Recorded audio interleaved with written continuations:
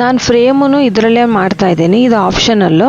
Frame ಹಾಕಿದರೆ ಅದು ಎದ್ದು ಕಾಣುತ್ತೆ ಪೇಂಟಿಂಗ್ ಅಂತ ಈ ರೀತಿ ಮಾಡ್ತಾ ಇದ್ದೀನಿ. ರೆಡ್ ಅಂದರೆ ಕಾಂಟ್ರಾಸ್ಟ್ ಕಲರಲ್ಲಿ ಫ್ರೇಮ್ ಪೇಂಟ್ ಮಾಡ್ತಾ ಇದ್ದೀನಿ. ಸೊ ಫೈನಲಿ ಇದು ಈ ರೀತಿ ಆಗ್ತಾ ಇದೆ. ಈ ವಿಡಿಯೋ ನಿಮಗೆ ಇಷ್ಟ ಆಗಿದ್ದಲ್ಲಿ ವಿಡಿಯೋನ ಲೈಕ್ ಮಾಡಿ, ಶೇರ್ ಮಾಡಿ, ಸಬ್ಸ್ಕ್ರೈಬ್ ಮಾಡಿ. Thank you so much for watching.